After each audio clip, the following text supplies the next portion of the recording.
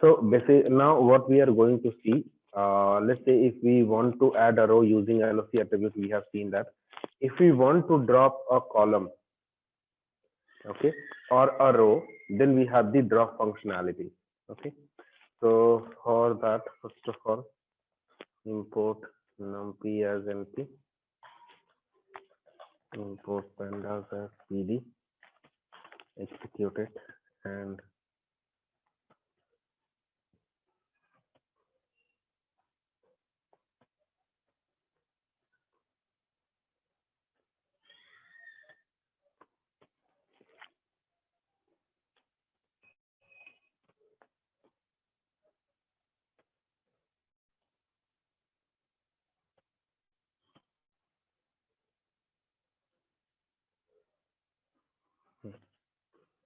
we are going to import this data set.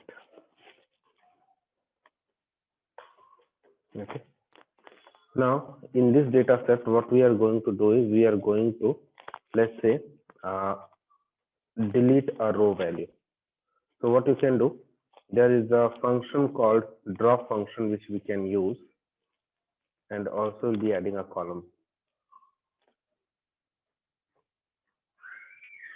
Okay.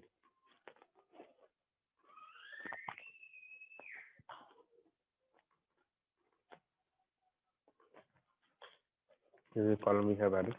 Now we want to delete a row. To delete a row, so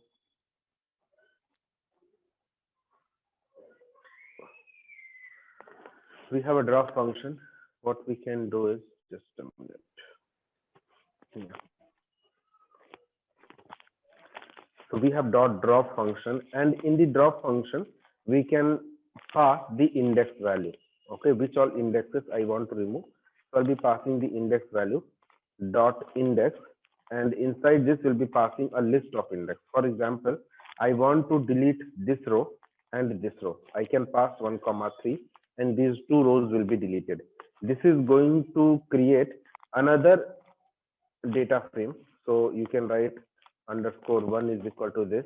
And now if you'll be printing it, it will be showing you that this is the data frame which we are going to get.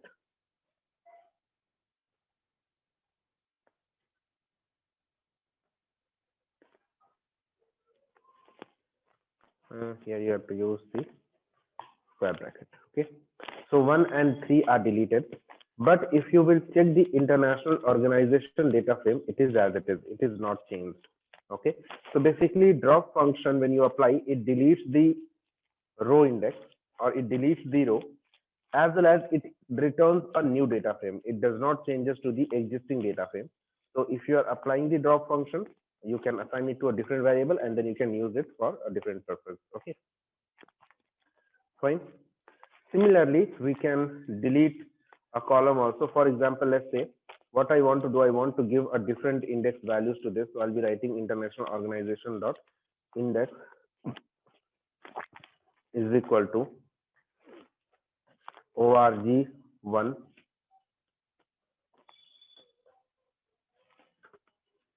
org2, org3, org4. How many values we have? Total 6 values we have, right? org5 and org6. Okay. Now let's execute this and print international organization. No, dot index. Print international organization. So this index are explicitly renamed. Okay. Fine.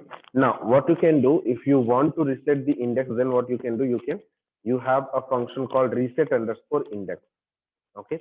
And this reset underscore index, it creates a new object. So if you'll be applying reset underscore index, it will be creating a new object, and it will be reset. But if you check the international organization, it is as it is.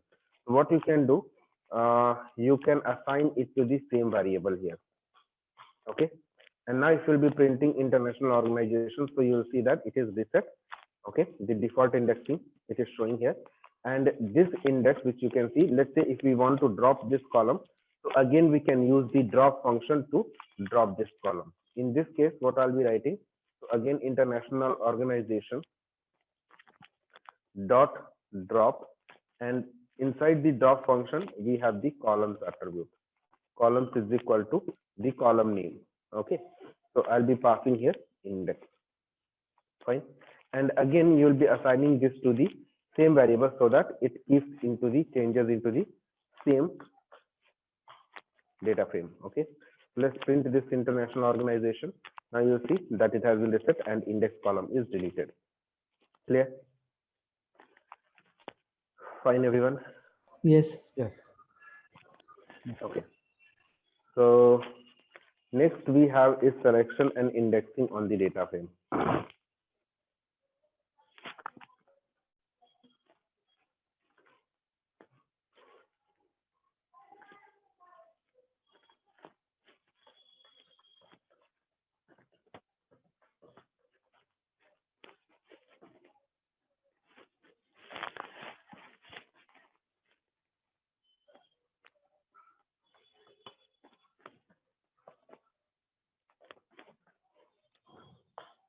Selection and indexing on data frame. Okay, now in this case, first of all, we have imported pandas. Now we are going to import a data frame, that is it is here into the data set. No, not this one.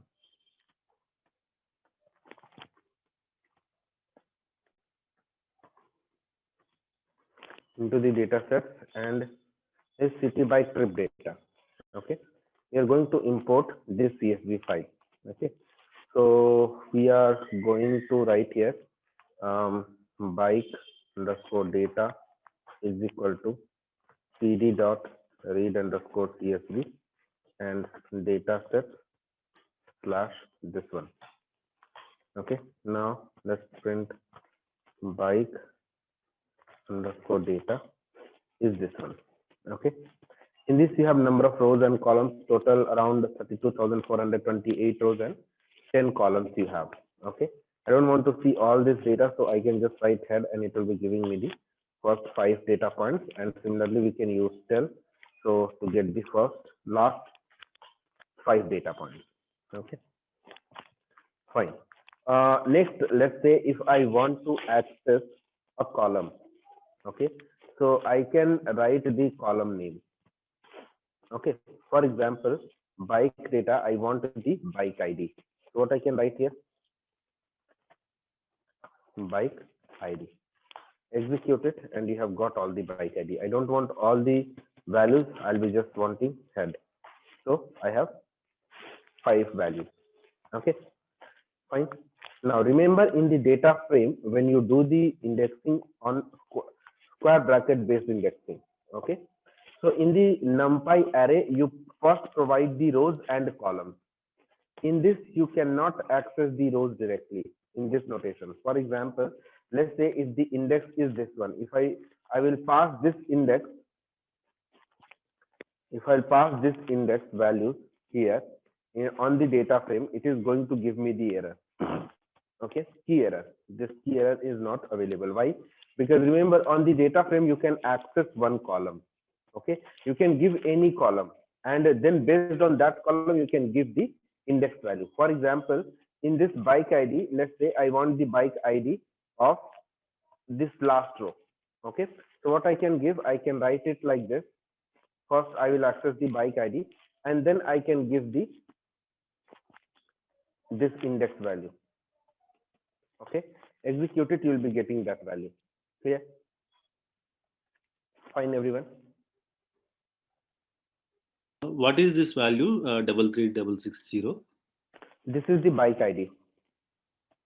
This Okay, value. if we access it with index, we will get the bike ID. Okay. Yes. Clear?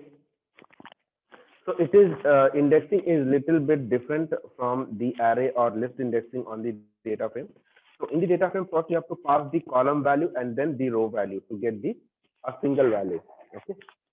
So Abhishek, if we want to get the entire row, how we can able to provide? If you want the entire row, then you can do the slicing. Okay. For example, you can do this way. Using LFC attribute also you can do. Okay. Let's say, Can we do it with the indexing? no, you cannot do it with indexing. So you Okay. can write this way. Strip duration, okay, colon. Execute this. No, you cannot do this way. You can do this way. Let me see. Using LOC attribute, you can do. I think. Let me check. Yes, using LOC attribute, you will be able to access the row values. Okay. For example, let's say if you have the bike data dot LOC, and in this you can pass the row value. Let's say if you want to access this row, you can pass this row value, and it will be giving you the values in the every column. Okay. For this index value. Abhishek, what is this LOC stands for? LOC is location. Basically, it takes the index position. Okay. Okay. It takes the index position. If we give axis 1, so will we get it in the form of We row? don't have any axis. We don't have any axis attribute. Axis was there into the NumPy, not in the pandas. Oh, okay. Okay. Abhishek, can we able to convert this data into a list or a tuple? Yes, you can convert it into the list. For example, not this one, because this is a key value pair. Let me see. List. You are getting this one. Okay. So you are getting only the values. Okay. Okay. Fine. So what if we need to get specific columns in the data frame? Specific column, then you have to just pass the column value. Okay. Okay. So will it become like a record? Yeah, it is kind of a record, or you can say it is a kind of a view. It is not making any changes there. Okay. Okay. Abhishek, can you show one more example of that upper one? Which upper one? 26. Yes. Okay. Let's say if you want to access Harvard side. Okay. So to access the Harvard side value is into this column, right? So first you have to write the bike underscore data, and then this is the Harvard side value. Okay. Sorry, means this is the column, and in this column you want to access this value. So this is at this index, right? You'll be passing this here. Okay. Okay. So it is always like column and then row. Yes. In this square bracket notation. Okay. In this square bracket notation. Okay. If you want the specific columns, let's say from a range of columns, so what you can do, you can write bike underscore data, and whatever values you want. Let's say you want the values from for the trip duration and the bike ID. Only these two columns you want. You want only trip duration and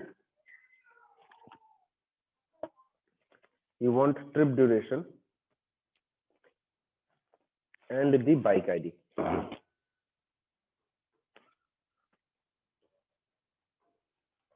Okay.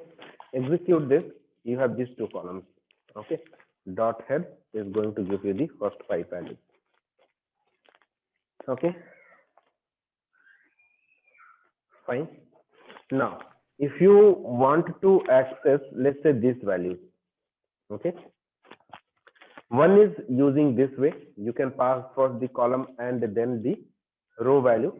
The other way is using at attribute. For example, you can write bike underscore data, bike underscore data dot at attribute, and inside the at attribute you can pass the row and the column.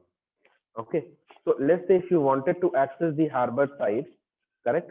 So what is the row value? It is this one. So first you'll be passing the row and then the column value. What is the column value?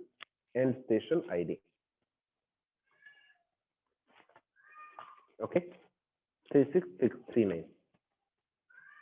End station ID, sorry, it should be end station name. That will be giving me harbor side. Okay. So Fine. if we want to get all the records where end station name is Harborside and we do not know the index, how do we do it? We'll be coming to that. We'll be coming to that. Okay. Now let's say if you want to update any values, you can update these values using at attribute easily. So at this particular row and index value, you want to place something else. Let's say I will write here NA. So now these values will be replaced with NA. Now let's access this again. Let's see whether it is replaced with NA. Yes, it is replaced with NA. Clear?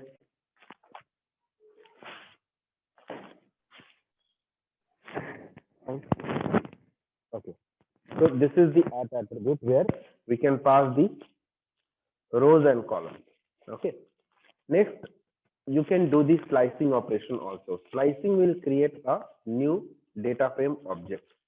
For example, let's say if I'll be writing here new underscore bike underscore data is equal to bike underscore data. And here I'll be passing the, let's say, column 10. Okay, execute it and let's see what is this data. So you have first 10 rows here.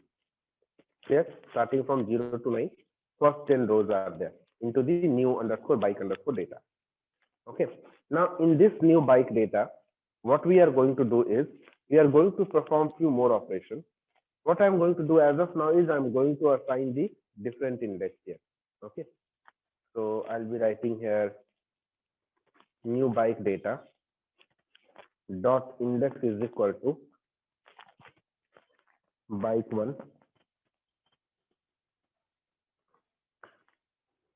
bike 2, bike 3, 4, 5,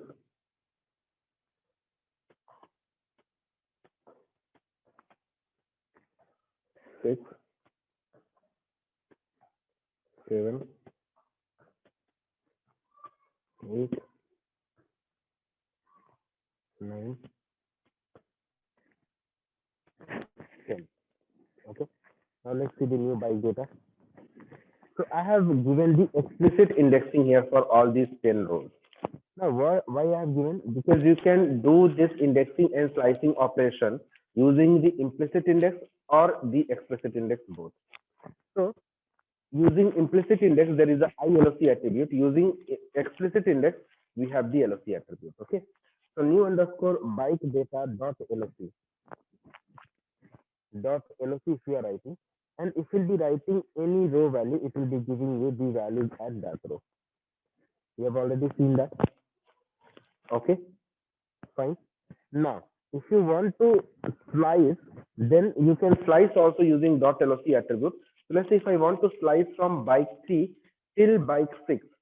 Okay. So in that case, what I'll be giving here, bike 3 colon bike 6. In this case, this 6 will be included. Remember. Okay. Bike 3, 4, 5, 6. This 6 will be last value will be included. Clear? Fine. So this is the row slicing. Let's say if you want to do the column slicing, then you can do the column slicing also. So I have sliced these 4 rows. Let's say if I want to slice trip duration to bike ID, these columns. So I can provide trip duration here and column bike ID. Okay. So I have sliced the rows and I have sliced columns. Clear, everyone? Yes. Okay. Next, we have the new underscore bike underscore data, we can use the Boolean array. You remember Boolean array?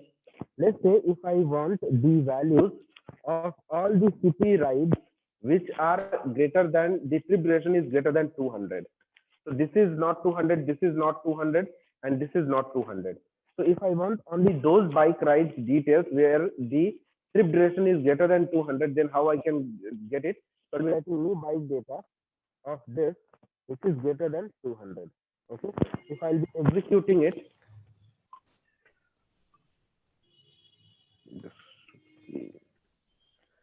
new this should be trip Duration, duration. right? This should be trip duration. Okay. Now, if you see here, only those bike data is coming where the trip duration is greater than 200. Clear? Fine, everyone. So Yes. now in this, if I want only these details, trip duration to bike ID.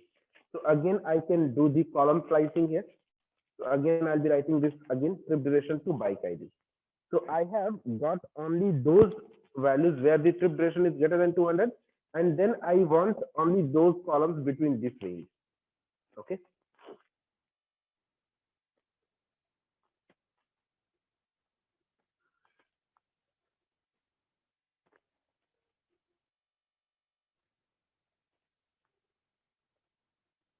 Yes, here it should be .loc. Okay. So when you are doing this slicing or indexing, remember, don't forget to provide .loc attribute. Okay. Here also you can provide .loc. Okay. It will be giving you the same data. Here also .loc. Okay. And then you have sliced the rows and columns both. Fine. Clear, everyone? Now, next we have the ILOC attribute. Now, what is ILOC?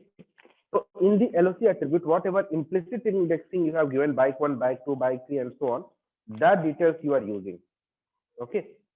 In the case of .ILOC attribute, you may use the implicit indexing. So let's say if I want to access the values at index 4, I'll be writing 4. It will be giving me the values at index 4. What is 0, 1, 2, 3, and 4, right? So this is the value 577 and all, or 303. Where is that? 0, 1, bike 1, 2, 3, 4 is missing. Where is that? 0, 1, 2, 3, 4, 5. Okay, 4, 303. This is the column values you have here, 303 and all. Okay. So using ILOC attribute, you can access the values where you can provide the implicit indexing. We can slice the rows also using implicit indexing. You can write here, I want to slice from, let's say, third index to sixth index, where 3, 4, 5 will be included. So in execute it, you are getting 3, 4, 5. And also you can slice the column as well. So let's say if I want to slice the column 0, 1, 2, 3, 4, 5, and 6. So you can write 0, column 7, and it will be slicing first 6 columns, first 7 columns. Clear? Fine, everyone. Any question? Abhishek, what is the difference between the LOC and ILOC in this case? LOC attribute, you are passing the explicit indexing. If you see here in the LOC, you are passing the explicit indexing, bike 3, bike 6, right? These indexes. Correct. ILOC, you are passing the implicit indexing, right? 0, 1, 2, 3, 4, and all. Okay. Okay. Fine. So in case of we have our own indexing, like string indexing, we have to pass those as a string, right? In ILOC. LOC, in the LOC No. attribute. In ILOC. In ILOC, you can, no, in ILOC, you cannot pass that. Okay. In ILOC, Okay. if you'll try to pass that, it will be giving you the error. It should give you the error. Let's see that. I'll be writing here bike 1. Executed, it is the error. Okay. The error. Okay. So in case of ILOC, can I get data based on the condition, like we did greater than 200? In the ILOC, no. Okay. Yeah. Why? Because you're not giving the column name, right? Okay. You're not giving the column name. You are using the implicit indexing. So you can do probably this way, ILOC. So So first you can use this dot LOC attribute to get the data, and then you can pass it to the ILOC. Okay, but again that will be too much complicated. You have this, so why to go with the LOC and ILOC? Okay, Okay. fine. Abhishek, Next. in the previous slicing, we have taken, it was n minus 1. The second part was always n minus 1. For example, in 55, 3 and 6 we have taken. It is 6 we used to take 5 minus 1. Sorry, 6 minus 1, which was 5, right? Yes. So in this 5, we are taking 6 as It is taking cushion. till 5 only. If you will count the bike and if you will check the new underscore bike underscore data. Okay. So this is 0, 1, 2, 3. It has started from 3. So 190, 4, 5. It is coming to like 6, 176. This is 6, right? This is 6. This is 5. 6, right? That is 6. Starting from 0, it will become 5. So, right, Abhishek? Yes. Do we need to start the implicit indexing from 0? Yes, implicit indexing will be always from 0 only. Right? 0. Okay. Okay. So it is slicing till 5 only.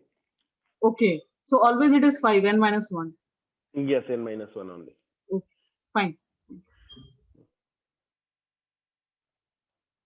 Okay. Anything else?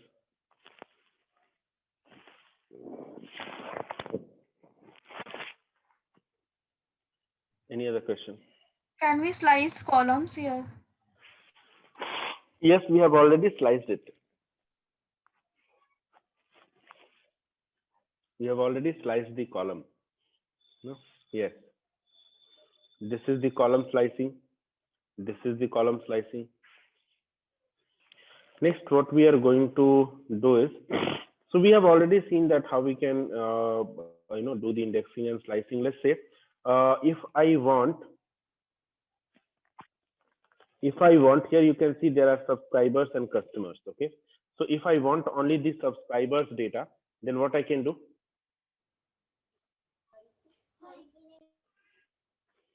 I can write here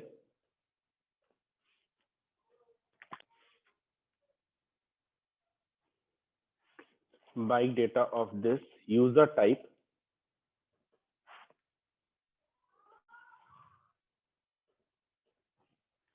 equal to, if you want the subscriber, you can write equal to subscriber.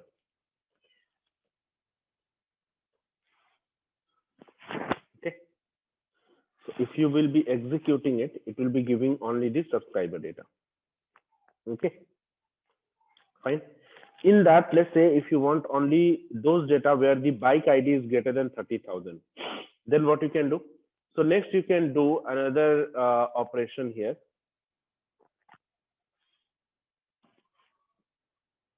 You want with this, and you want only those data which are subscribers and the bike ID is greater than 30,000. So I'll be writing new underscore bike underscore data. Okay. And here I'll be writing bike ID, which is greater than 30,000. Execute this.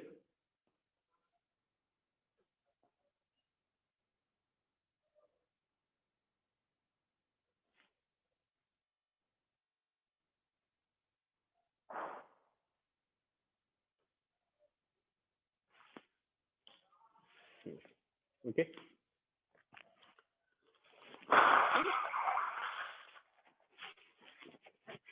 Clear, everyone? Any questions?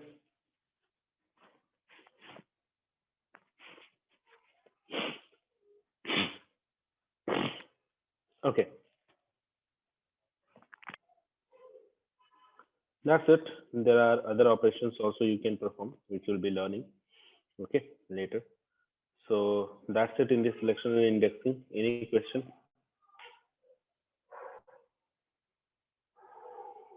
Any question, guys? I have a question. So why do we write this new bike data square and then give the, is that like the syntax? Yes, this is what this syntax.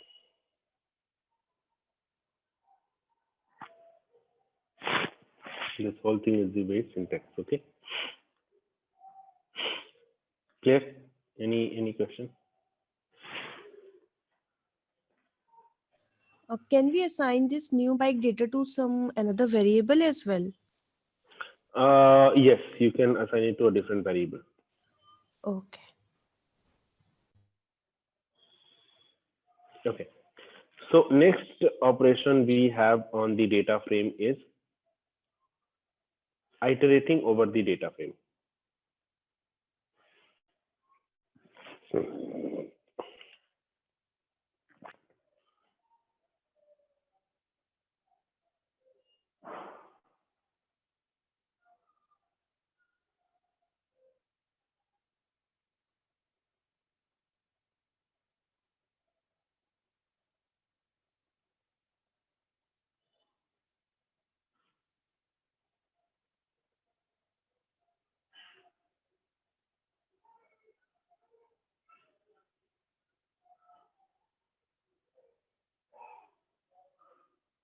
Okay.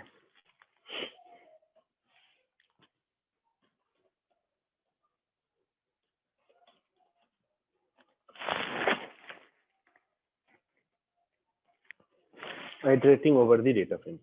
How we can iterate over a data frame? So for that, we are going to first create a data frame. So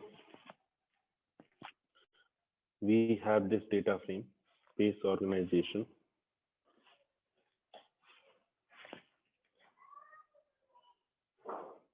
Okay. And this data frame, we are going to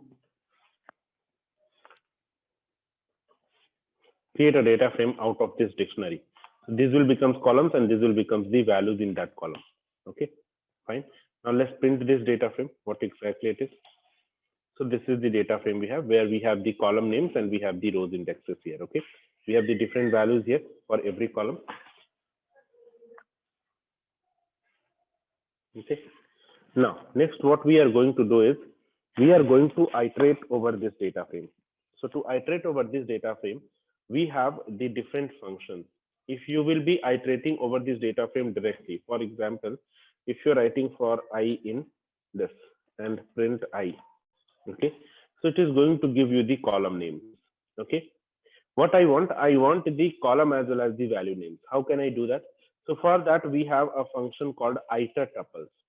Okay, so instead of using this way, you can write this data frame dot iter tuples. Execute this and run this. So you have the tuple value. Okay, you have the tuple values here, where every tuple has the data with respect to every row, along with the indexes, every column name, and their respective values. Okay, so for the first row, whatever is the column name and their respective values, it is written here. For the second row, whatever is the column name and their respective value, it is written here, and so on. Okay, so this is about the iter tuples. Similarly, you have the iter rows. So what iter rows does, so in the case of iter rows, execute this. We have two values in every element. One is the index and second is the series. What series you have? So whatever column you have, with respect to every column, you have the values here. And the first element is the index in every tuple. Again, here you will see it is the index of the second row. Index of the second row, and this is the series. This is the index of the third row, and this is again the series with the column name and their respective values, and so on. Okay, fine. Now, if I want these values to be printed, let's say I can write ind comma series. So I'll be printing here ind separately and series separately, and then I'll be printing a new line. You'll see here. So first you are getting the index and then the series values. Index, series values with respect to every row.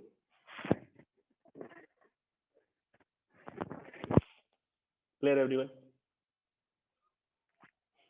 Any question? Can you scroll up, please? I just wanted to see space org df.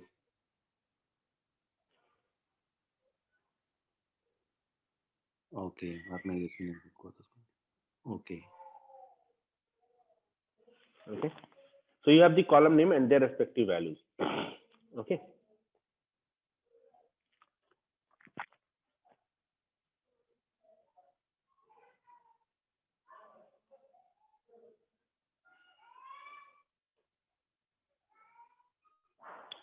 Fine. Abhishek, is there any option like we can able to avoid that printing the object, like name equal to 4 and d type equal to object, those portion? These values. Yes. These all are the default settings. Okay. It comes by default. Yeah, just for node. Yes. Okay. Next we have the iter item. So what is iter item? So iter item prints the values into the key value pair. For example, yes. Abhishek, I have a question. Like, are we going to get all the CSV files in Google Classroom? Yes, you get it. No, you didn't get it last time. Yeah, one I got it, but when I tried like import pandas PD, then that file I have downloaded, but it's showing like file doesn't exist or something like that. No, probably see, I am uploading the file explicitly, right? Okay. So one by one file I'm uploading. In my system, these all files are into the datasets folder. Okay. So either you create a dataset folder wherever you are writing the code, and in that you keep it, or else wherever you are keeping, you just provide the whole path here, no, while importing. Change this path. Okay, this path you have to change. Okay. Datasets. In this path, how we will get, like you are getting it like it's in the repository and you are giving that path, I think. But when I have downloaded that one, it is in my system. No, it is not in the repository. It is in my system only. It is in this folder. Wherever I'm writing the code, in that place I have a dataset folder, and in that dataset folder I have all the CSV files. Okay, so from there we have to insert, I think. No, what you do, wherever you are writing the code, you create a folder there called a dataset. Okay. In that you download all this file or move all these files, and then run this same code. It will run. Yeah, let me try. Okay. Yeah, thank you. So last one we have is the iter items. So in the iter items, what we get, so if you'll be printing, let's say I'll be writing here key, and next I'll be writing here value. Let me write here value. Okay, execute it. You are going to get the key value pair. Okay, now this is going to give me key. Okay, so first of all, now what is this? So key is the column name. Okay, if you see this data frame, so key is the column name. Okay, organization name is the key, and the respected values in this column are the values here in the case of iter item. Okay, fine. So organization name is the key, Index, and the right? respective values are the column. Is it key or is it index? That 0, 1, 2, 3, 4. No, So index this is coming the as key. index. 0, 1, 2, 3, 4 is the index. I'm Okay. talking about organization name is the key. Okay. Okay. Organization column name is the key, and this is the value. Again, headquarters is the key, and this is the value. Country name is the key, and this is the value. Formation year is the key, and this is the value. Okay. Abhishek, can you retake this iteration part? Hold. So first of all, we have created the data frame. This is the data frame where we have the organization name, headquarters, country name, and formation year. Okay. Now we are running the loop. So if we are running the loop on the data frame directly, it is accessing only the columns.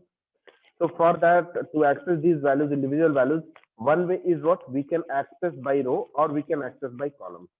So here what I'm doing when I'm writing iter tuple, it is giving me a tuple of values where you have the index values, then like every column name, and with respect to every column name, you have the individual row value. So whatever is the number of rows, same number of element you are going to get here. Okay. Yes. Fine. Now next we have iter rows. In the iter rows, what we are going to get? So in the iter rows, we are going to get two values: index and series. Okay. So if you will get the iter row, so this is the index, and at that index, whatever is the value, with respect to every column, you are getting the values in the particular row or in the particular index. So what was the zero index? Zero index is this one, and whatever values you have all those values, correct? All these values you are getting with respect to every column. You can see here, organization name, this value, headquarters, this value, country name, this value, formation year, this value. Then one index, organization name, this value, headquarters, this value, country name, this value, and formation year, this value.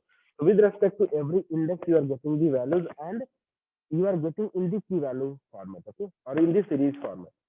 Now in the iter items, what you are getting key value here. So what is the key? So key is the column name, and the value is their respective value in that column. As of now, we are accessing the values with respect to the rows. Now with the iter items, we are accessing the values with respect to the columns. So we'll be getting only four values. One is the organization name is the key, the respective values into that column. Headquarters is the key, respective values in the column. Country name, respective values in the column, and formation year, respective values in the column. Okay. Okay, got it. So these all are the three different functions using which you can iterate over a data frame. Okay.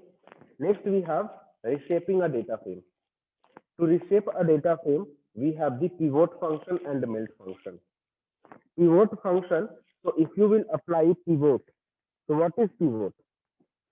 Okay. If you look at the definition of pivot, what is a pivot table? So a pivot table is a table of statistics that summarizes the Voice is data. little low. Is it for me alone or for others as well? Hello. Hello. Hello. Audible. Yes, fine. Am I audible, guys? Yes. Yeah.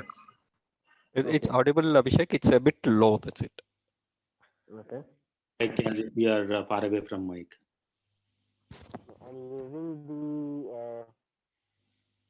the headset, and headset is connected like I've kept it into my ear. Now it is too low. I think. Too low, yeah.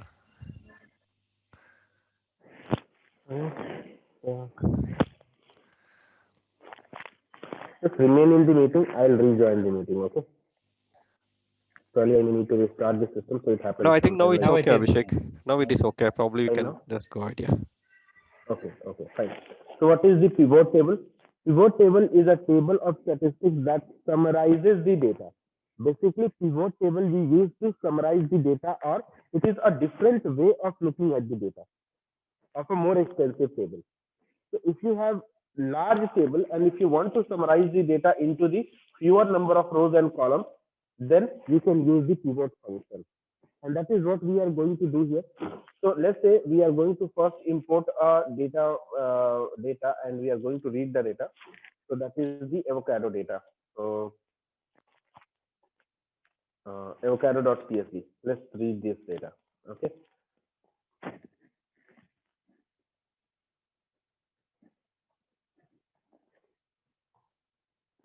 Reshaping a data frame. So I'll be using avocado is equal to cd dot read csv, and here I'll be passing this.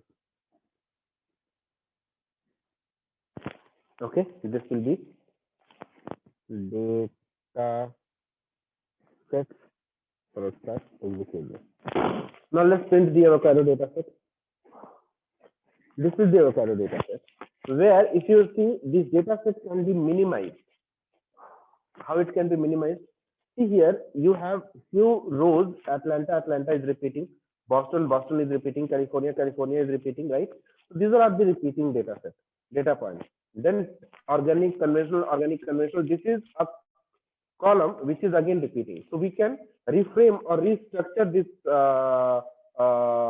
data frame, and we can create another view of it. How we can create another view?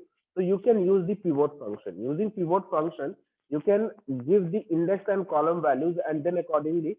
So as I said, the definition of what? It summarizes the data. So using pivot function, we can summarize this data. How we can summarize it? So let's say while reading this data frame, I can say here avocado dot pivot, and in the pivot function we can type the index value. Index is equal to, we can write the region, and in the column value we can type the type. Column is equal to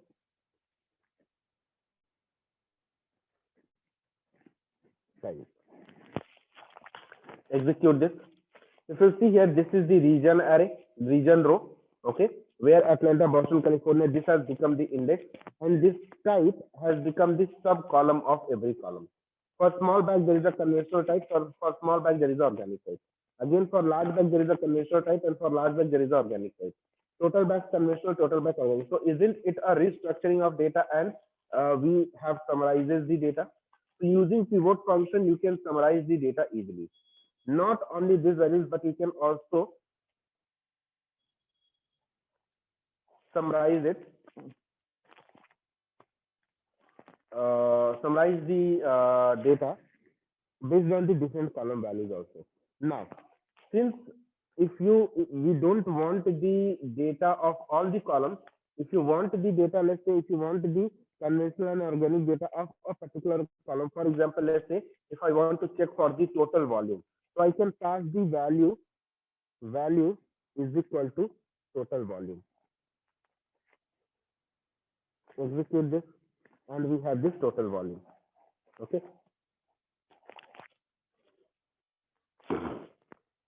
Fine. Conventional and organic. Clear? Fine. Abhishek, what is conventional versus organic? It is the type. Conventional type, organic type. This is a value. No? We had a column. Atlanta organic, and then Atlanta conventional. Okay. So when you say values, you're specifying only a particular column. You want? Yeah, we are accessing only a particular column. Okay.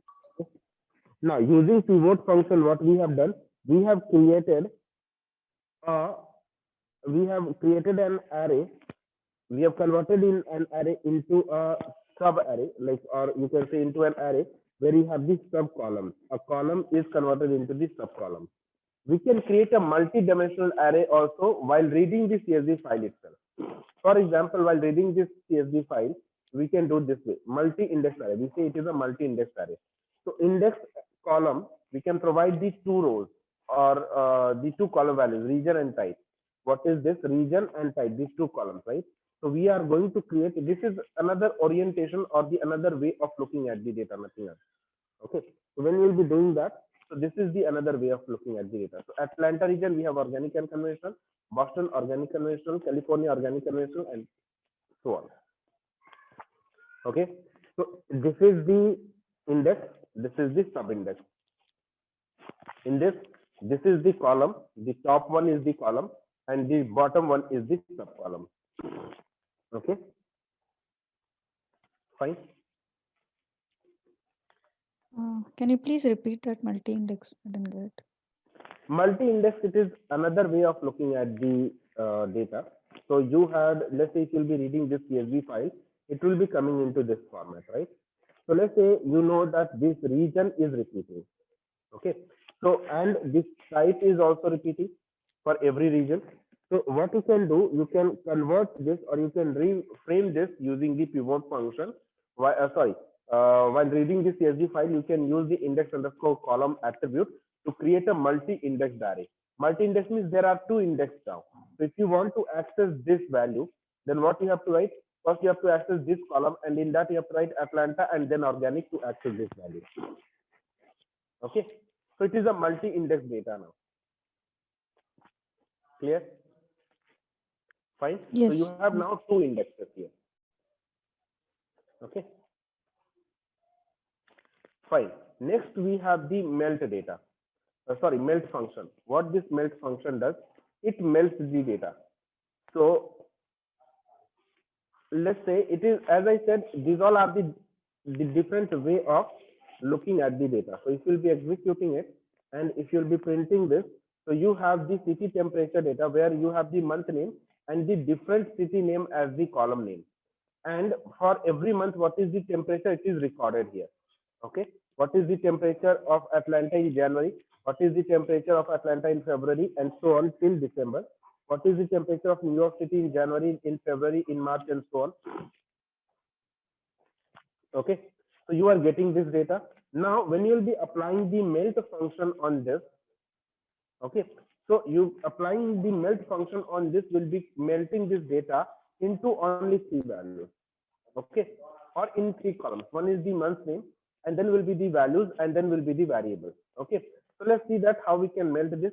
So we'll be applying US_city_temp dot melt function, and in the melt function, I will be passing this data. So that is pd dot melt. Control it. pd dot melt, comma. There is a id_var is equal to, we can pass the month_name. This is the month_name. Okay, and then pass this US_city_temp data. Let me write here US_city_month data. Execute it. Now let's print this.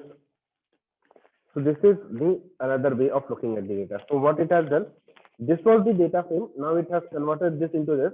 What exactly we have got? For every column, let's say Atlanta. Okay. So for Atlanta, Atlanta has become the variable, and every value of every month of the Atlanta is coming into the value section. Once Atlanta is exhausted till December, then it has taken the next column Buffalo, and then values of the Buffalo city from January to December will be coming. Next, it will be taking the New York City column, and then again the temperature from January to December will be coming here into the value. So one by one, every column will be taken, and their respective values will be kept into the value column. Okay, fine. So this is the melting of the data. Now, if you want to check, let's say only of that of Atlanta, how we can do that? So we can write it this way: of variable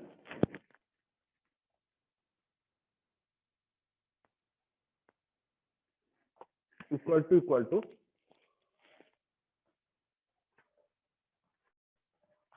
Atlanta. We have got only that of the Atlanta data.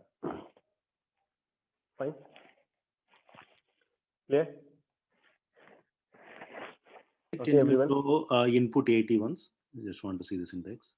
Input 80. In this one.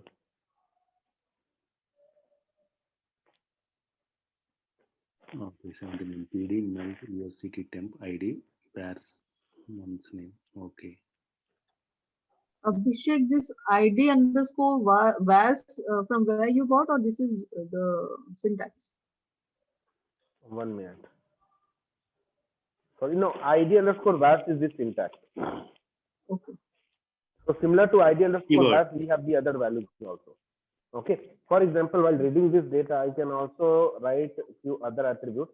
ID_vars. Okay. And we may also write I can give this name. This variable name and value name are different things. For example, variable name, I can give a city name. So instead of variable, I can give here, comma, var_name is equal to state. Okay. And value_name, I can give value_name, I can give as the temp. Okay. Now execute this. No, not this.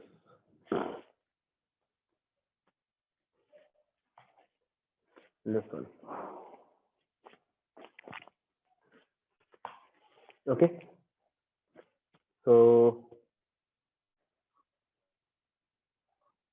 Why definition?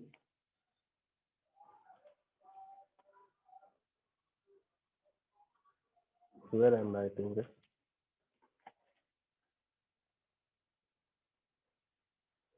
Okay. Why this is Atlanta.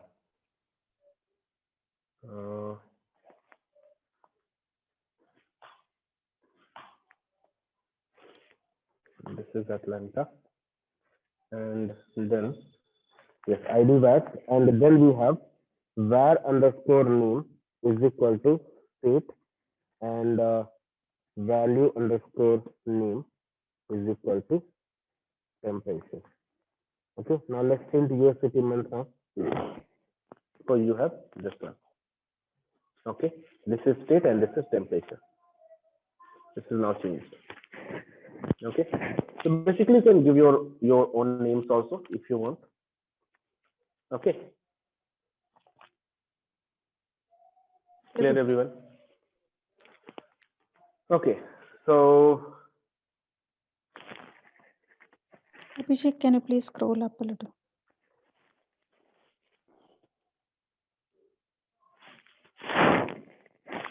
where? Yeah, there only. Just.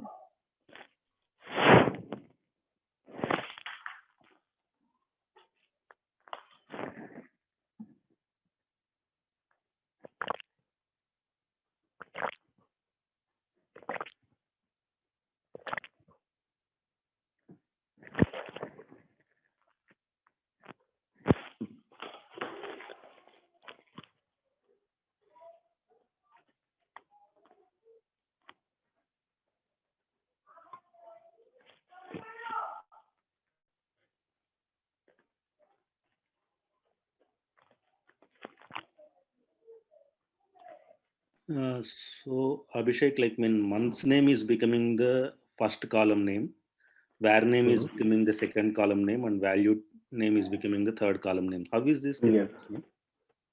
How is this? When is this how it happens? Yeah, this is how it happens.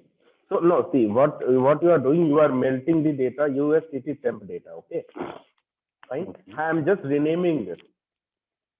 So you have to provide a data frame, and then you have to provide this data frame into the melt function, and take any column name as the ID underscore var.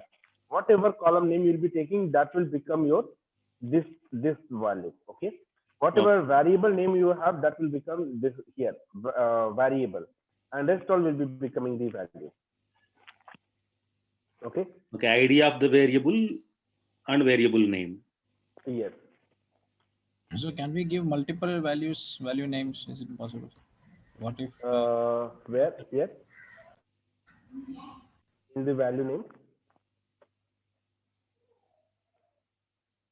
If there is a min and max also along with temp, in that case also, can we give min temp, max temp value name? If there is in the data frame. Okay, if there is in the data, you are saying, let's say if there is some other column, right? Yes, yes. So here you have the Atlanta profile on your whatever columns you have. Those all columns are coming here. No? It doesn't matter how many column values you have. Those all columns will be coming here. Yeah, that's true. But if there is another column that indicates min temp and max temp. For example, see now this is in degree Celsius, right? What about if we want to have a column with Fahrenheit? That's okay. So let's say if you have min temp and max temp, okay. So here you'll be having min maybe temp we and can max take Fahrenheit all to make it simple. Yeah, you'll be having for January to December. So what will happen for every month? There'll be a min temp variable name, and there will be respective values for January to December. Understood? What will happen in melt here? function, we need to give value name equal to min temp, provided there is a min temp in the data frame. No. See, this what we are giving, I'm giving the name to it. I'm not giving any temperature value or the attribute or something. Okay, this is just a name I'm providing. So can we have? I'm saying that. Can we have another column with Fahrenheit? In this? Yes. No, you'll not in be having main only data 3 frame. columns.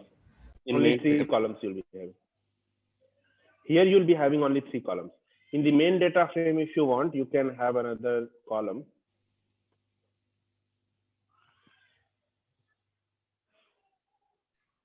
Abhishek, is it just Melt is just reshaping the data set? Is it Yes, like it that? is just reshaping the data frame. So we can use rows as a variable, and depending on that, we can reshape the whole data structure. Yes. See, it doesn't matter how many columns you have here. If I'll be having min temp, max temp, then what will happen? According to this, that min temp will become the variable name here 12 times January to December, and their respective values from January to December will be coming into this column. Now with this, what I'm doing is I'm not passing any column name here. It is just a name I'm giving to this. See here, what is the name of this column? Value. Okay, instead of keeping it as value, I'm giving a name to this column as temperature. Okay, fine. I'm not saying that this temperature values should be coming into the third column. No, because there is no such temperature column here, no, into this data frame. Okay. Yes. So Abhishek, just a query over. So consider like each of the cities are having like a min and max. Okay. In that case, whether we can able to do this melt function. How each city will be having the min and max? So like it's under the Atlanta, we will be having like a min data and the max data, 2 separate columns. Okay, under Atlanta. Yeah, in January. So sub columns you will be having. Something like this you will be having, right? Correct. Exactly. Yes. So in that case, let's melt this data set only.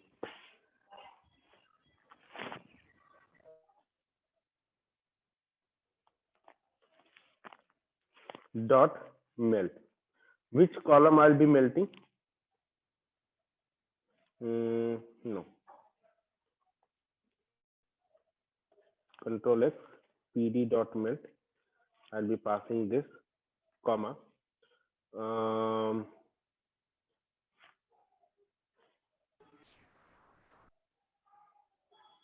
ID underscore vars, right?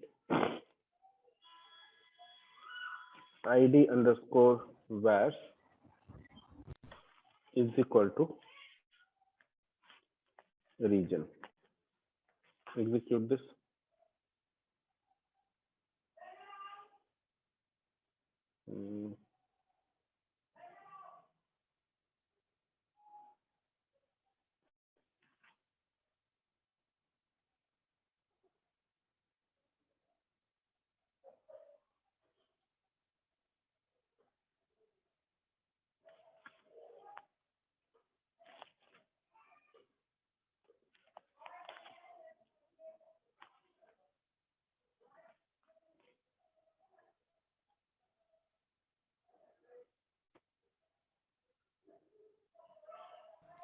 We can't melt it as using the indexing, right?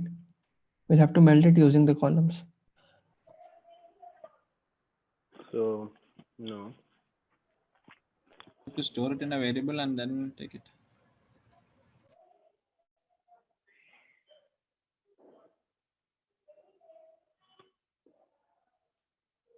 I don't think we can do it this way.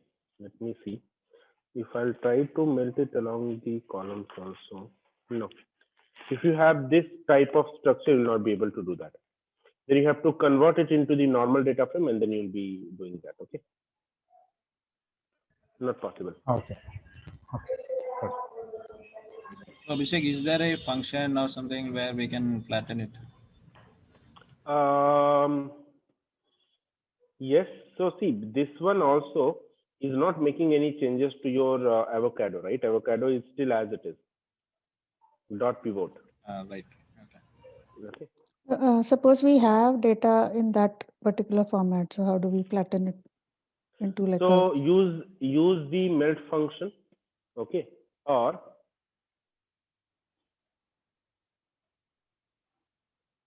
Maybe we need to do like multiple melts.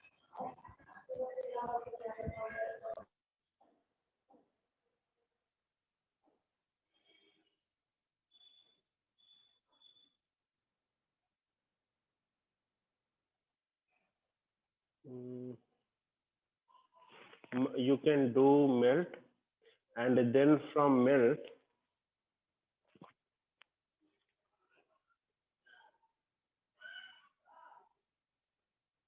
no, first of all, melt will not be applying here, right?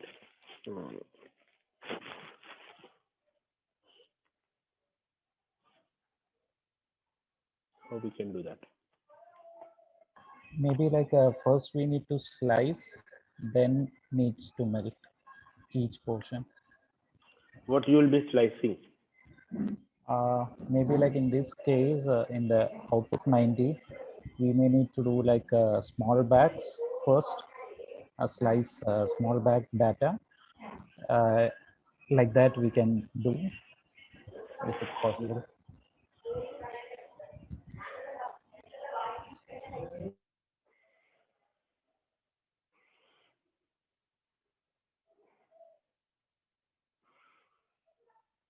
We can do one way.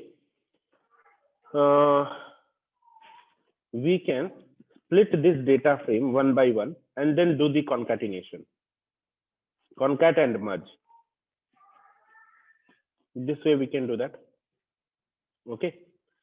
So let's see. First, let's learn the concatenation operation, and then let's see whether we can do it. Okay. That is one way. That is quite complex. I don't remember any function in the data frame.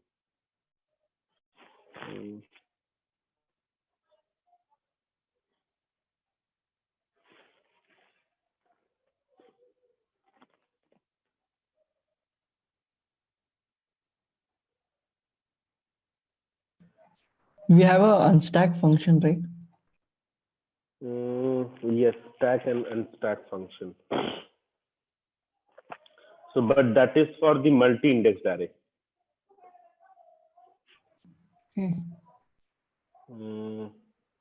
This stack.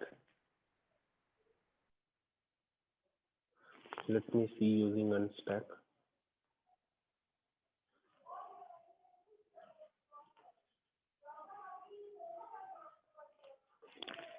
Dot unstack. We have got the multi-indexed array here. It's multi-indexed data frame. So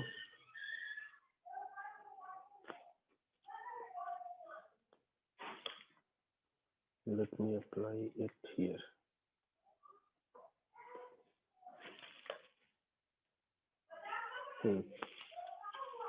No, the unstack will not work this way. Unstack converts this multi-indexed array to this format. So this is not going to work. And if we are taking the unstack function on this type of data, then it is giving me a totally complete value. So remove this. It is giving me this. Small bags, type is conventional, organic. So for every region, it is giving me the data. For the small bags, then large bags, then total bags, total volume, average size, which is not conventional to use. Basically, all the main columns became like an index, I think. No, we cannot use stack and unstack. Let's see.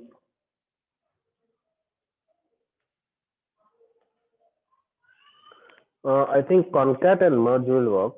Concat and merge can work. But in that case, the again operation will be too much complex. Like first you have to access this one.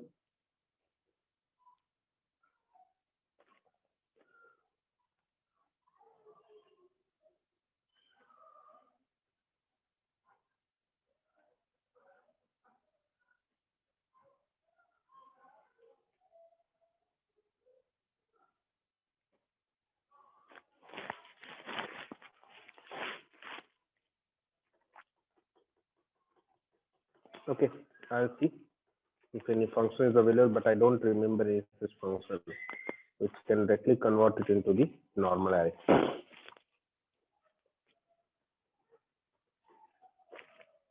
This normal data frame, sorry.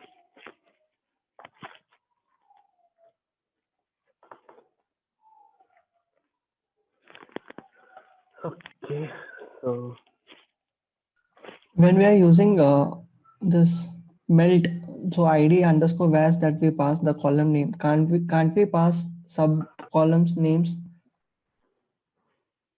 where? Here? Yeah.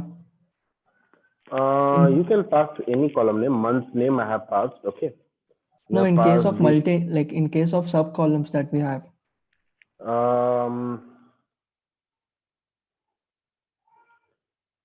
Let's see that. For that avocado which we had. That is the column name, and I can pass the type, correct? Let's see.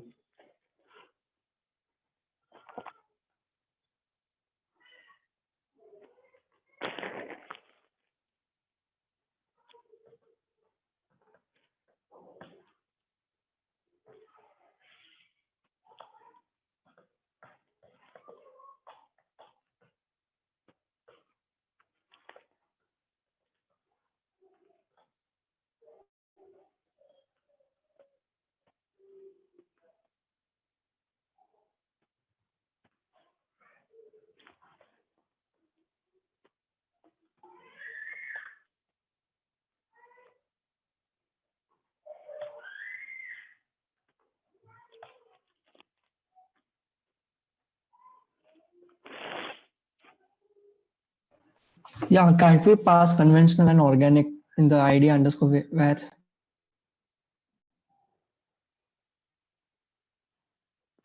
Okay, check from your end. Okay, I'll also be checking. Let's waste the time.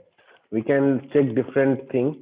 Let me know if it works. Otherwise, also I'll also be looking at. Okay.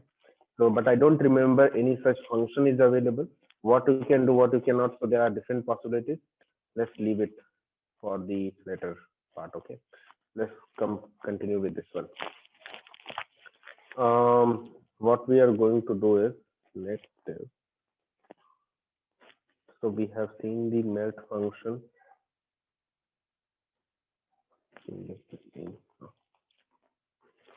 Okay, so next we have the concatenation and the merge.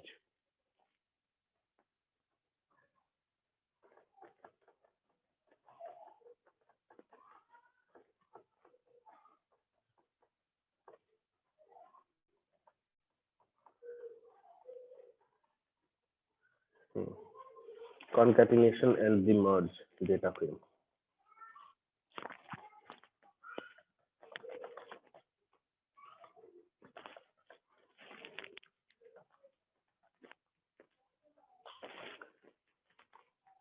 So what is the concatenation and the merging? So concatenation we already know.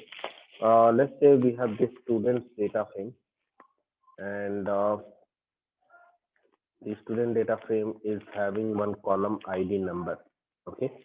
Next we have the professor data frame. This professor data frame also having one column named as ID number. Okay. Fine. So these all are the two data frames. We have to do the concatenation. We have to concatenate and merge these two data frames. So to concatenate two data frames, we have pd.concat function, and in this we need to pass the two data frames. Okay. So we have the students and profession. I'll be passing first the students and then the profession. Okay. Next, when I'll be executing it, so it is going to give me this data frame, the concatenated data frame. What has happened in this case is, so it has concatenated two data frames. And how it has concatenated? So concatenation means by default it has given me the resultant data frame stacked upon one another by row. Okay. So first the student, why? Because you are getting this student first. So first the student data is kept on the top and then professor data is kept at the bottom. Okay, fine. In this, if you see the index, first the student index are taken and then the professor index are taken. So if you want this index to be ignored, then you can write sort underscore index. Sorry, ignore underscore index is equal to true.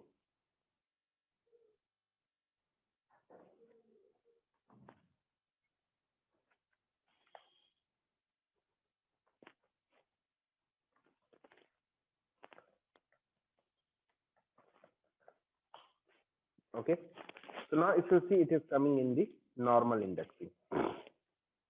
Fine, clear? Now Scroll up a little. Yeah. No, the last, the ignore thing. Yeah, just. there is another attribute called sort equal to, you can set as true. Okay, so it will be coming in the sorted order. Okay, so you can concatenate two arrays, and while concatenating, if you'll observe, so it has concatenated two arrays, two data frames, and since it has to keep the student data frame also and professor data frame also, but the problem here is there are few columns which are not available into the student data frame with respect to the professor data frame, and there are few columns which are not available into the professor data frame with respect to the student data frame. So those values will be automatically set to NaN. Okay, Abhishek, this sort what column it's sorting, like on what basis it is sorting actually? Sorting is equal to true. I think it is coming based on the index. I think it's based on the age. No, not on the age. It's the random. No, based on the Don't have index age only, I for guess. this. Based on the index. Because so Abhishek, how we can able to give a sort for a particular column based? Sort. Let me see if we have that attribute.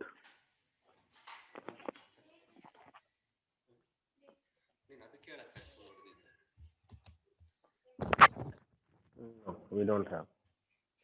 So you can set sort is equal to none, sort is equal to true, or sort is equal to false. Let's see what is values we can pass. Sort boolean default none. True or false you can pass. And sort none concatenate access if it is not already aligned when joined is outer. The current default of sorting is deprecated and will change to non-sorting in a future version of pandas. Anyway, whatever it is. So basically it sorts based on the index. Okay. You cannot sort based on the values, any other values. Okay. You don't have any such attribute here. Fine. Abhishek, if we have two data frames, is there any join mechanism? Like yes, what? merge. We can merge the two data frames. So pd.merge, for example, we can use pd.merge, and we can merge two data frames. For example, students and professor data frame, we can merge together.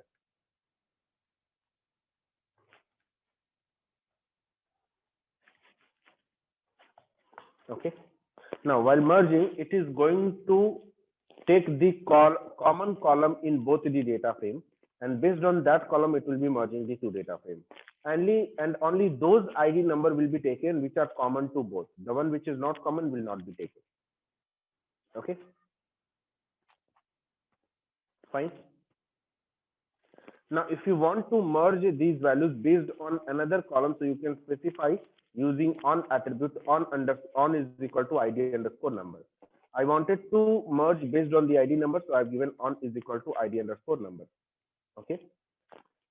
Now there is another way, like how you want to merge. So how is equal to, you can specify how is equal to left. Okay. So left means first it will be keeping all the ID number of this data frame, and then whatever common ID you have, then the professor data frame ID will be taken. So you'll see all the ID of the student data frame is taken. If you will be writing how is equal to right, then in that case it will be taking all the ID of the professor data frame, but student data frame will not be taken. So if you'll see, here 204 is available, 202 is not available, and here 202 is not available. Okay, basically for that you need to look at the student and professor ID. Students dot ID underscore number. Execute it. So you have 204, 202, 264, 136, 238. You have all those things here. And if you'll be looking at the professor IDs, dot ID underscore number. So you have all these ID 204, 264, 136, 238, and 108. Those all IDs you have here, which are for the professor. Since you have written how is equal to right, so it is taking all the ID of the professor data frame. Since here you are writing how is equal to left, so it is taking all the IDs of student data frame, because student is on the left in this case and professor is on the right on this case, in this case. Okay. The on attribute, we should always select the column that is common, right? Yeah, it is better to select only which column that is common. Okay. If you'll be writing how is equal to outer, then what will happen? So if you'll be writing how is equal to outer, in that it will be taking all the IDs which are, doesn't matter whether it is common to student or professor, it will be taking all the IDs of the student and professor. Okay, fine.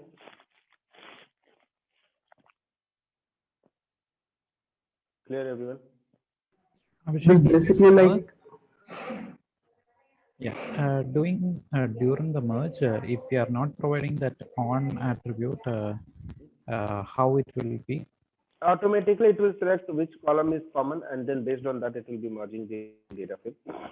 Okay. Okay. And if you have two columns which are common, then how does it work? Suppose. 1 minute.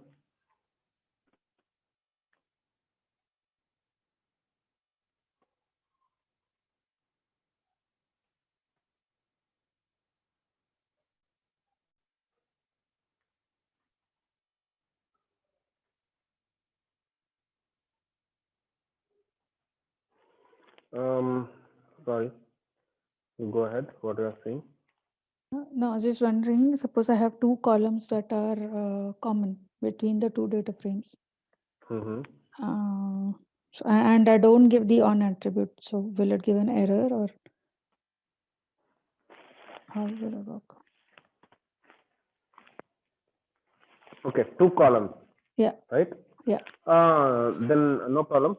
It will be taking any one column. Okay, it will be merging on any one column. Okay. For example, let's say if you have a gender column common. Yeah. In both of them. Okay. Execute this. This is the professor data frame. You have the gender. And now let's merge this student and professor on ID. So remove this one. And let's take this. So you have merged based on ID number and the gender both. Okay. The one which are common. Okay. Now, if you want only the gender, then you can write on equal to gender. Fine. Clear? Yes. Okay. So this is about the concatenation and the merge. Now, next what we are going to do is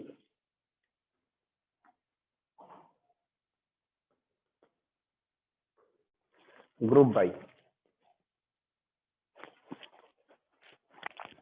Grouping the data. Okay. Now to group the data, then after that we'll be having the sorting the data. Okay. So next we have the group by function. So group by function is mainly used to group the data together. Okay.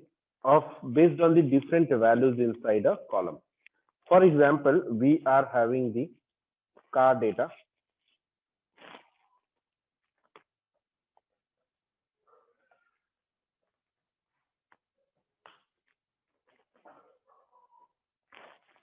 We are having the car data. Okay. Let's execute this and get the car data. This is the car data. In this, we have the car data from the different countries, US, Europe, and Japan. What I want the data to be grouped based on the origin city. Okay, how I can do that? So I can apply the group by function, and this group by function will take a column name. So I'll be writing cars underscore data dot group by, and here I can pass the column name, let's say origin city. Okay, now here I'll be writing the value, variable name. Execute this. What is this group by value? Let's print this. Now, this group by is a data frame object. Okay, so to get the data, you have to wrap it around the list function. Okay, now in this list, you have two values. One is the city name, and then the data of that city, Europe. Okay, then again city name and the data of that country. Then you have country name US and then the data of that country.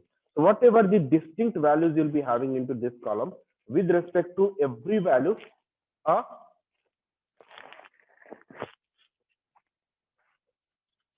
set of values will be created. Okay, so you have car name MPG with respect to only Europe. Then you have these values with respect to only Japan and these values with respect to only US. Now you have grouped the data together. So if you want to access the values of a particular country, so how can you do that? You can run the loop here. You can write for origin underscore city, comma, and then the origin underscore city data frame. In, I'll be writing this group by. I'll be running the loop here on this group by. Okay, and then let's print origin underscore city and origin underscore city underscore df. Let's print a new line here. Execute this. Correct. So with respect to the Europe, you have the different data. With respect to the Japan, we have the different data, and with respect to the US, we have the different data. Okay. Now, let's say if you want only that of Japan, so you have a function called get underscore group function, which you can apply on the group by object. Okay. I'll be writing here dot get underscore group function, and I want that of only of Japan. I can write Japan. It will be giving me the details with respect to Japan only. Okay, in the form of data frame. Similarly, you can write here group by dot max function, and it will be giving you the maximum values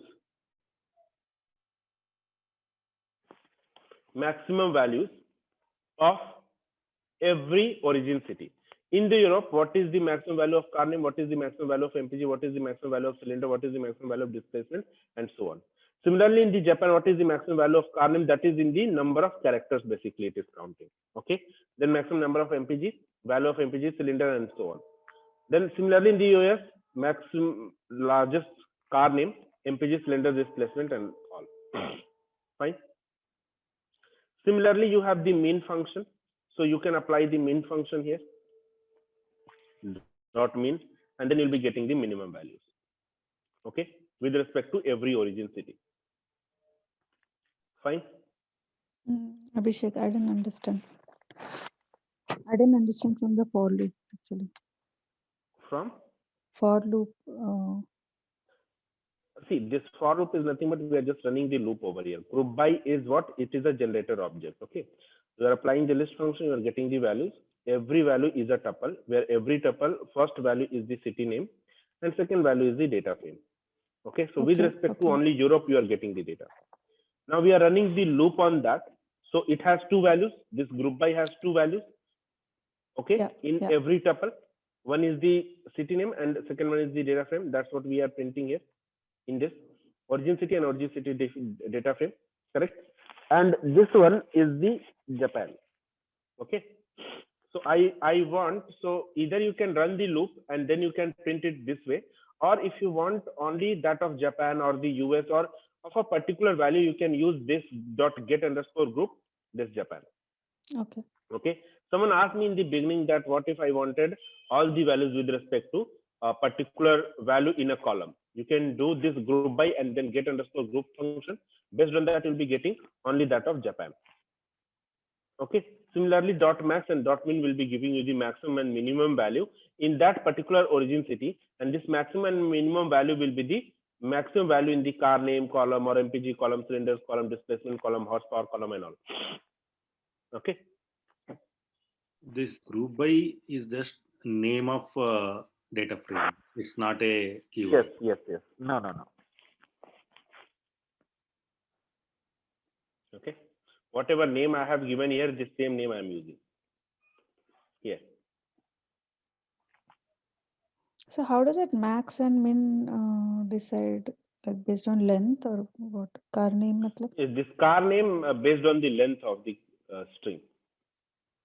So over here it is only sorting by the, or rather it's only giving the max of car name. Max of car name, then max of MPG, max of cylinder with respect to Europe city or Europe country. Okay. Yeah, I need to see the data. Okay. Now, next we have sorting the data frame. Okay. Abhishek, suppose if we want to like find here you are saying that it is finding max for every column. So it means it's picking up it from different rows for Europe. Yes. So if you'll see here, this one, what is the displacement? It is 97. Horsepower is 46. Okay. Whereas in this case, for this value, the displacement is coming 133, horsepower is coming 115. So for Europe, it is taking what is the maximum value of car name, what is the maximum value of MPG, and so on, with respect to only Europe. Okay. Yeah. So suppose we want to find out with respect to Europe the details of the car which has the maximum suppose horsepower. That's it, based on a column. And you have learned indexing. Yeah. We have done the indexing today. Yes. So based for that. Okay. So using indexing you have to do. Okay. Not in this way. Like no. Finding Not maximum here. for everything. Okay. No. Okay. Means Abhishek, for group by for Japan, we cannot apply max or min function, right? Only for Japan. Yeah. The C dot max. This should work. It is working. Okay. Car name maximum value is this one. MPG is 27. Okay. 4 is the maximum cylinders. But if you see, it is not mandatory that this will be 113 for Toyota Corolla in the Japan. What is the Toyota Corolla? It is 113. This is 4. 24 is the MPG. Here it is giving MPG 27. Okay. Clear? Yeah. So basically, I asked because we read concatenate, which was similar to union in SQL. Then we learned merge, left, right. So that was also similar to SQL. But right now here group by, when we use aggregate functions like max, we are actually setting the maximum. Suppose when we select a maximum Europe, and we want to get entire row based on that maximum, not for every column. So that was what I was asking. So in that case, we have to use indexing, like you said. Yeah, like suppose one row has max value MPG of 26. So I want to see the data for 26. No, what is saying, let's say MPG, yes, MPG is 27. So yes, correct. So if MPG is 27, so I want the car name of MPG 27, MPG 27, then a cylinder value where the MPG 27 and all, right? Yeah. Yeah, so that you have to do using indexing. Okay. And Abhishek, if I want like only the max of some particular columns alone, do we need to mention it in the Access that column and then apply the dot max function. We have already done that. okay. Okay. So see, probably it is not possible to discuss everything, but explore the things. Okay, you can try. So these things which you are asking, that can be done easily using indexing. Try with the indexing. If you are not getting, then probably you let me know. We'll be discussing it in the class. Okay. Okay. So now let's move to the sorting. Just a second.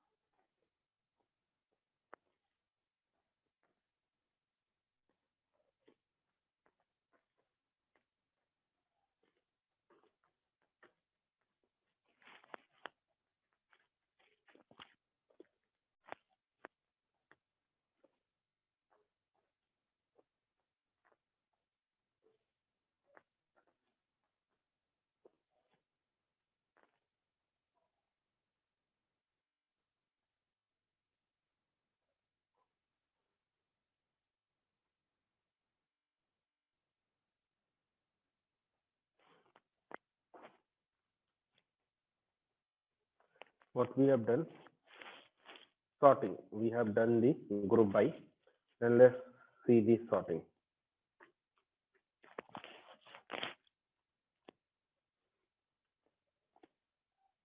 Now, sorting can be done in using the index, then it can be done using the values. Okay, so based on the values also you can do the sorting. Let's see how we can do it. So first of all, to sort the values, we need to create a data frame. Sorting our data frame.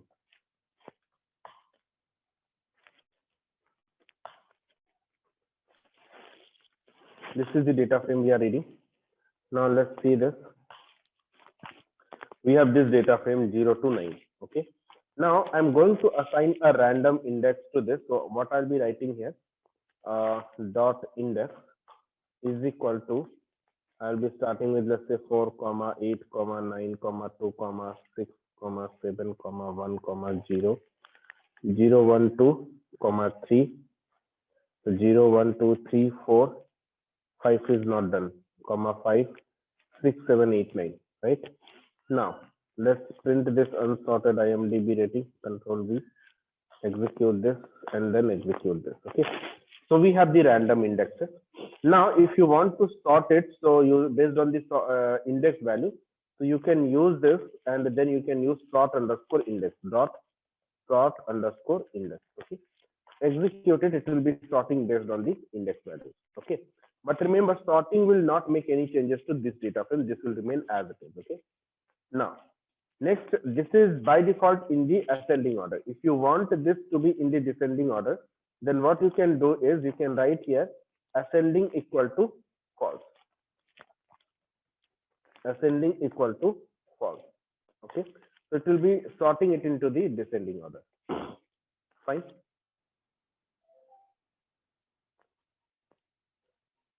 Okay.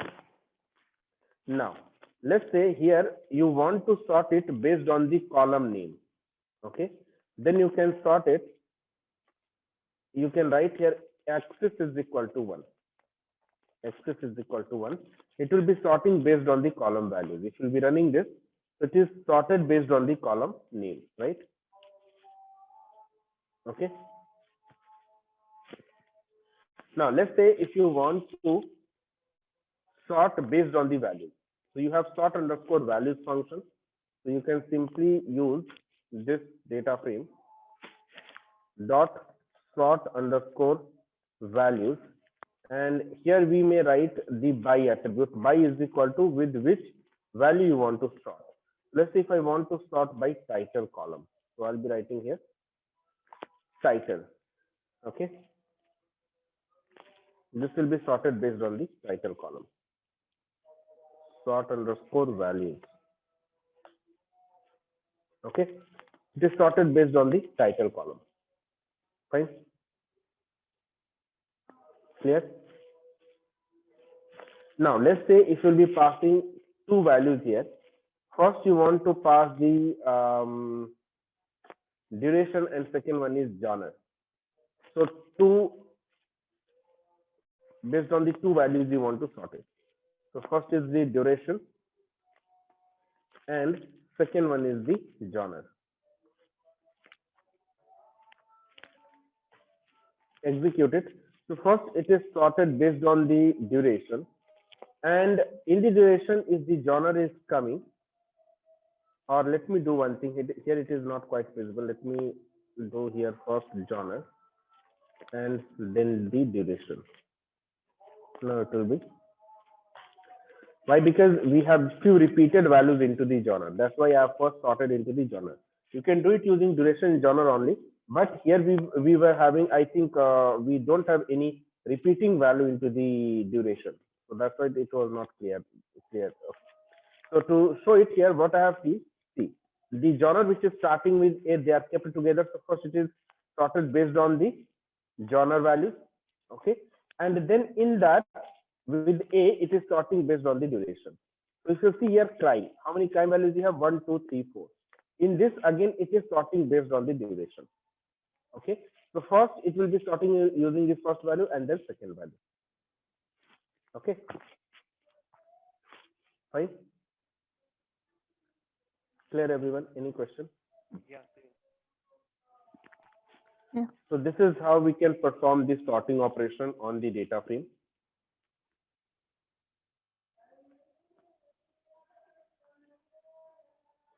That's it. Rest all operation will be learning during the case study. Okay, we have handling the missing data and all, so that all will be learning using the case study. Any question till here into the data frame?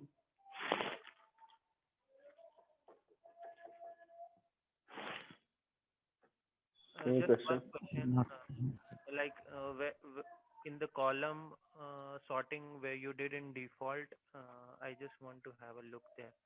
Like when axis equal to 1, I think it was. Yeah, this one. So it is, what is it sorting using this axis equal to 1? Based on the column name. So duration. You will see here it is coming into the different order, right? Here D, G, F, and T. Correct? Okay, okay. Order of column is sorted. Yeah. This sort can be applied on top of group by as well, right? Yeah, on top of go by function also. Okay.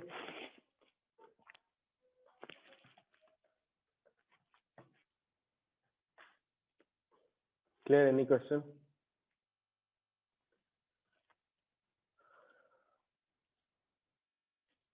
Any question, guys?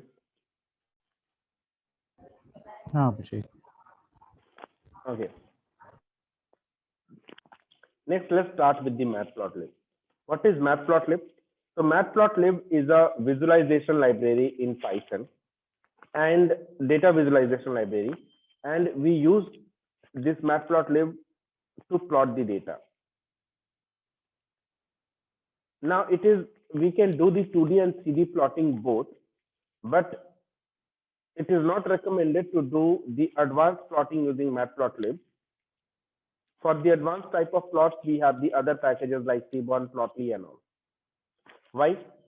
So matplotlib, it is easier to get started with. If you want to do the simple plotting, matplotlib is very convenient to use. But when it comes to the complex plotting, matplotlib is not having we are not having the fine control over the image using matplotlib.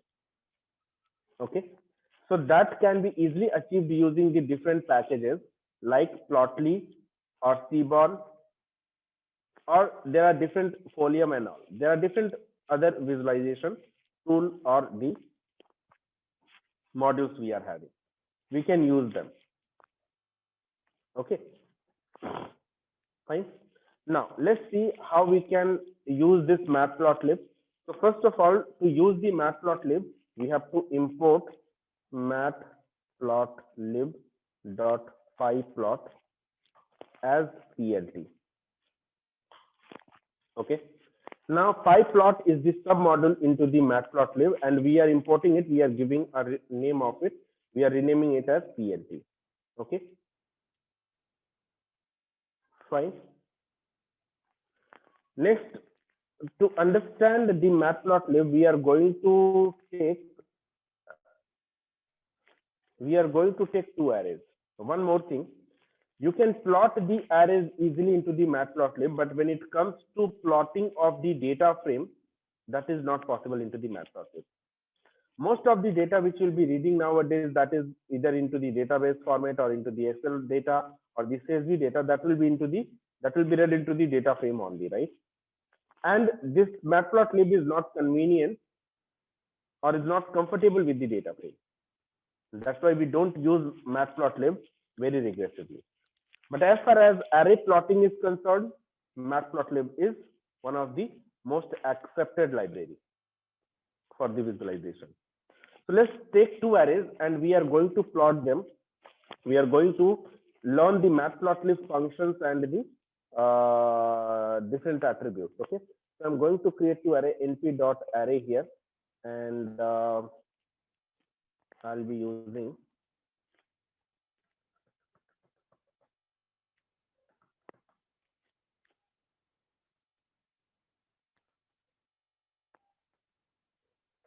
this one. Okay, print array 1. Similarly, array 2, what I'll be writing here, array 2 is equal to array 1 to the power 2. Okay, now let's print array 2. Okay, this is the array 2.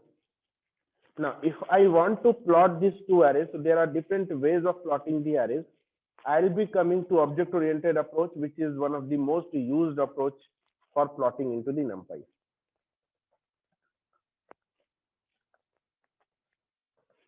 Okay, it is the most used approach. To plot in the matplotlib using this approach, we have to first create the figure object. So I'll be writing figure is equal to plt.figure. Okay, we have created the figure object, and then we have to set the axis. Axis is equal to figure.axis, and here I'll be passing 0.1, 0.1, 0.8, 0.8. Okay, execute this. Let's see what is this. So if you'll be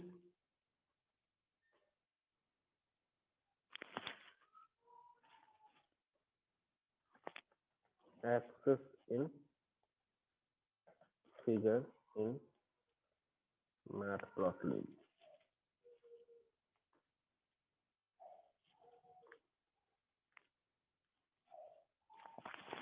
Now, if you'll see, this is the figure, outer border, which you can see, this is the figure. The length and the height of this figure is 1 unit. Okay. Now, we are drawing the axis into it. If you see here, we are adding the axis to it. What is this one? This is left margin, this is bottom margin, this is width, and this is height. Okay. So, when you are writing this one, 0.1, so it is the, what is the x-axis from the left border of the figure? What is the y-axis from the left border of the figure? What is the x-axis from the bottom border of the figure? And then when you are writing 0.8 and 0.8, so this is the width and height. Okay, fine. So here it is left, bottom, width, and height. Okay, now this is called the axis. You are not able to see the figure canvas. Okay, you are not able to see the figure or the canvas. Okay, you are able to see the only axis, and this axis, when you are setting 0.1, it means there is an imaginary figure boundary. Okay, and from that boundary, what is the left margin, what is the bottom margin you have taken, that you have specified here, that is 0.1 unit. If you have taken 0.1 unit from here and from here, then what is the width left and what is the height left? 0.9 and 0.9. right? Out of that, you have taken only 0.8 width and 0.8 height. Clear, everyone?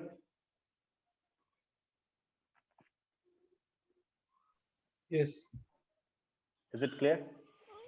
Abhishek, can you please repeat against that picture again?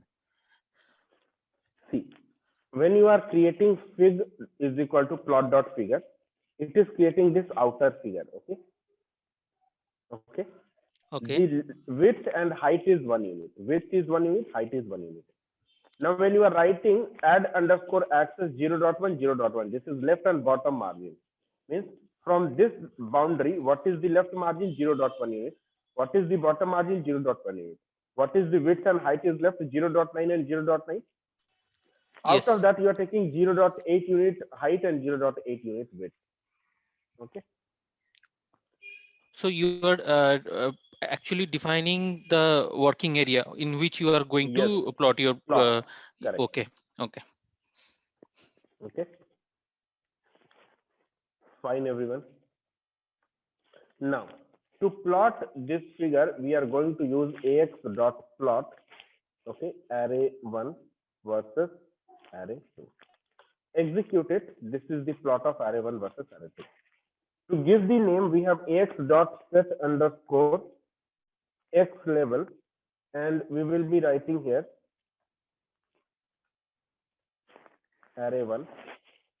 Similarly, we can write ax.set underscore y level, and we will be writing here array 2, and set underscore title here, instead of y level, we will be writing title. Here you will be writing array 1 versus array 2. Execute it. You have the title, you have y level, you have x level. Clear? Fine. But how we are getting here on the y-axis 10, 20, and on the x-axis? That is the default values. Okay, whatever values we have taken here, no, based on this array 1 and array 2, you have correct. That value is taken here. But array 2 is the square of array 1. No? So the range is 10 to 80. This is 1 to 9. Oh, okay, fine. Okay. Fine. This 0.8, what does it indicate? I mean, is it distance or like total? This one? Yeah, that is 0.8. 0.8 is the width. So from here till 0.8 unit, I am taking the width. We will have from to leave here it. till 0.8, I am taking the height. Okay. That means we will have to leave that area and then start. Yes, we will be plotting into this area only, this axis. Okay. Fine. Clear? Any question? Can we change these default values of the x-axis and y-axis? X-axis of y-axis, which one?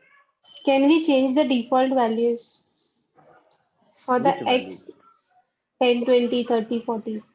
This one? Yeah. No, this is automatic range. Okay. Not change it. Okay.